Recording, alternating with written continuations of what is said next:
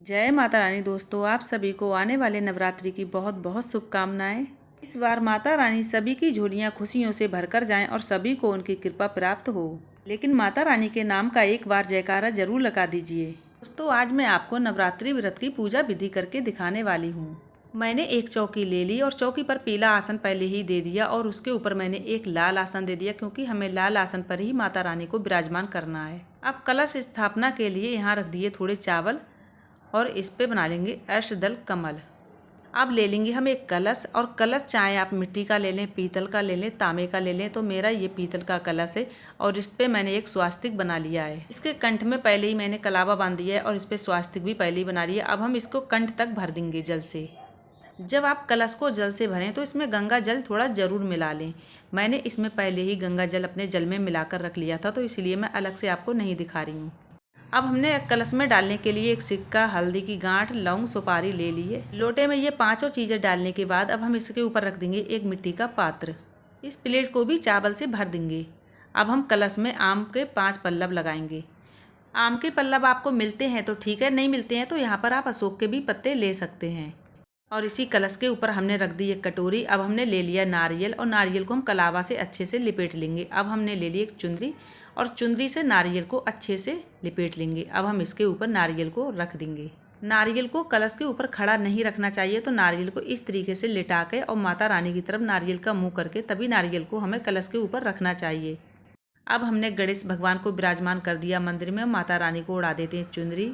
माता रानी को चुंदरी उड़ाने के बाद हम अब गणेश भगवान को बस्तर शोरूम में गणेश भगवान को कलावा अर्पित कर देंगे। अब साथ ही कर देंगे गणेश भगवान को जनेऊ अर्पित। अब हम माता रानी को, गणेश भगवान को, कलश के पास सब जगह हम फूल अर्पित करेंगे। नवरात्रि पूजन में माता रानी को लाल फूल ही अर्पित किया जाता है, तो माता रानी को लाल फूल ही अर्पित करें। अब मैंने ज्वारे ये पहले से ही बो दिए। ज्वारे बोते हुए मैं यहाँ पर वीडियो नहीं दिखा पाई, क्योंकि वीडियो बहुत लंबी हो जाती। अब जिस पात्र में मैंने ज्वारे बोए उस पात्र को भी चौकी पर मैंने रख दिया। अब माता रानी को लगा देंगे इत्र। तो आप नवरात्रि में इत्र अब माता रानी को जरूर लगाइए। तो मैंने माता रानी को इत्र तो लगा दिया है। अब जलाएंगे दीपक। तो दीपक को पहले हम एक छोटी सी प्लेट में रख लेते हैं और प्लेट के नीचे हम फूलों से आसन दे देंगे, क्योंकि कभी भी दीपक को ऐसे ही नहीं सूना सूना रखा जाता है। फूल नहीं है तो आप चावल से भी दीपक के नीचे आसन दे सकते हैं। और दीपक जलाने के बाद अब हम एक प्लेट में ले लेंगे थोड़ा सा गंगा जल और एक पुष्प लेंगे। अब हम कर लेंगे शुद्धिकरण। तो इस तरीके से चौकी पर भी हम सभी देवी देवता के ऊपर गंगा जल छिड़क लेंगे और कुछ अपने ऊपर गंगा जल छिड़क लेंगे। अब जो गंगा जल हमारा जो बचा है हम इसी लोटे में डाल देंगे। मैं आपको दिखा रही हूँ नवरात्रि के पहले दिन सुबह की पूजा। पूजा को सभी परिवारजनों सहित मिलकर करना चाहिए। इस पूजा को पुरुष कर सकते हैं, महिलाएं कर सकती हैं, बच्चे कर सकते हैं। नवरात्रि के 9 दिन बहुत ही ज़्यादा फलित होते हैं और हमारे घर पर किसी भी प्रकार की कोई समस्या ना आए, माता रानी हम पर अपनी कृपा बनाए रखें, इसीलिए इस व्रत को सब किसी को करना चाहिए।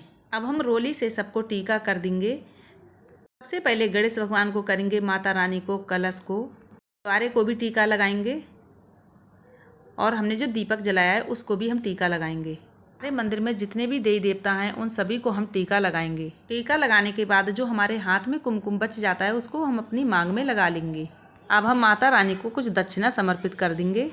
और जो दक्षिणा है ये हम रोज़ समर्पित नहीं करेंगे, नवरात्रि के पहले दिन ही दक्षिणा समर्पित करेंगे। आप कर देंगे माता रानी को श्रृंगार अर्पित। तो श्रृंगार आप इस तरीके का कर सकते हैं, चाहे तो आप जो पैकेट वाला श्रृंगार मेरे एक हाथ में है इस तरीके का भी माता रानी को अर्पित कर सकते हैं।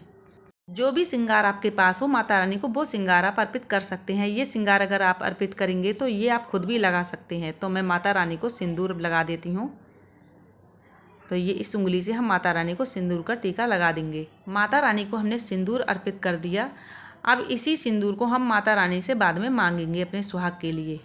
अभी हम सभी सुहाग का सामान थोड़ी देर के लिए यहाँ ज्वारे के ऊपर रख देते हैं और माता रानी से प्रार्थना करेंगे और अपना पल्लू फैलाकर माता रानी से हम अपना सुहाग मांगेंगे। अब हम माता रानी का टीका माता रानी से लेकर और अपनी मांग में लगा लेंगे और माता रानी से अपने सुहाग की लंबी आयु के लिए कामना करेंगे और हमारा व्रत सफल हो इसके लिए प्रार्थना करेंगे। अब हम लगा देंगे माता रानी को लौंग बतासे का भोग। नवरात्रि के 9 दिन तक किसी चीज़ का भोग लगाएं या ना लगाएं, लौंग बतासे का माता रानी को भोग जरूर अर्पित करें।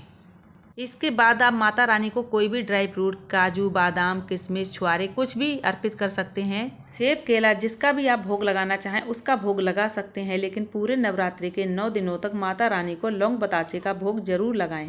अब हम करेंगे एक छोटा सा हवन आप रोजाना कर सकते हैं पूरे 9 दिनों तक, लेकिन नवरात्रि के पहले दिन जब हम चौकी लगाते हैं, कलश की स्थापना या ज्वारे बोना, ये सब हम पहले दिन ही करते हैं, ये हम रोज नहीं करेंगे। और हवन हम रोज करेंगे। कपूर जलाकर भी हम माता की आरती सुबह शाम रोज करेंगे।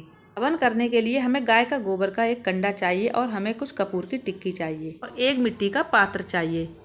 अब इसी में मैंने रख ली कपूर की टिक्की और कपूर की टिक्की को हम जला लेंगे और इसी से हम कर लेंगे आरती। अगर आप इसमें कपूर नहीं जलाते हैं तो आप अलग से भी कपूर जलाकर माता रानी की आरती कर सकते हैं। अब इसमें देंगे 5 या 7 आहुतियाँ और 5-7 आहुतियाँ देंगे हम घी से।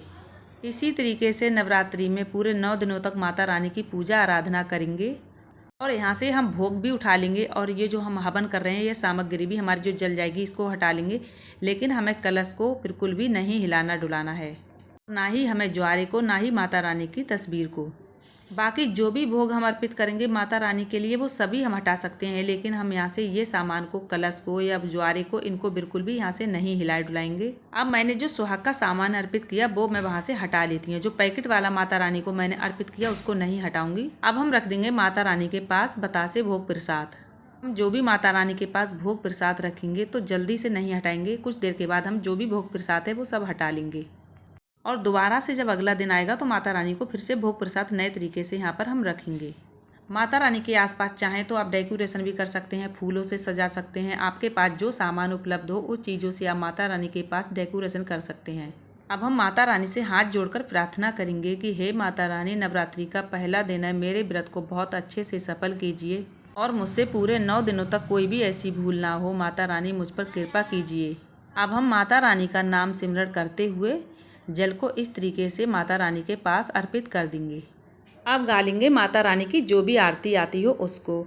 अम्बे तू है जगदम्बे काली, जय दुर्गे खप्पड़ वाली, तेरे ही गोड़े गाएं भारती हो मैया, हम सब उतारें तेरी आरती। आरती आपको जो भी आती हो उस आरती को आप गा लें, नहीं आती है तो आप ऐसे ही माता रानी के हाथ जोड़कर माता रानी से प्रार्थना कर लें। अब हम माता रानी के 9 स्वरूपों का ध्यान करते हुए माता रानी से क्षमा अर्चना मांग लेंगे।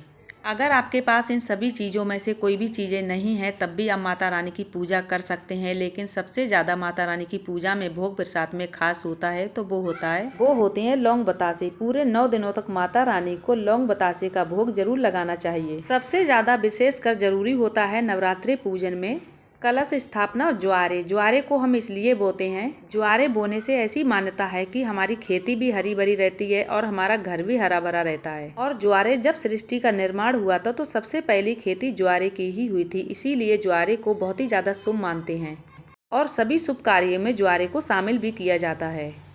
अब मैंने माता रानी को जो भी सुहाग की सामग्री अर्पित की वो सुहाग की सामग्री हम ले लेते हैं और माता रानी को भोग प्रसाद वहाँ पर अर्पित कर देते हैं।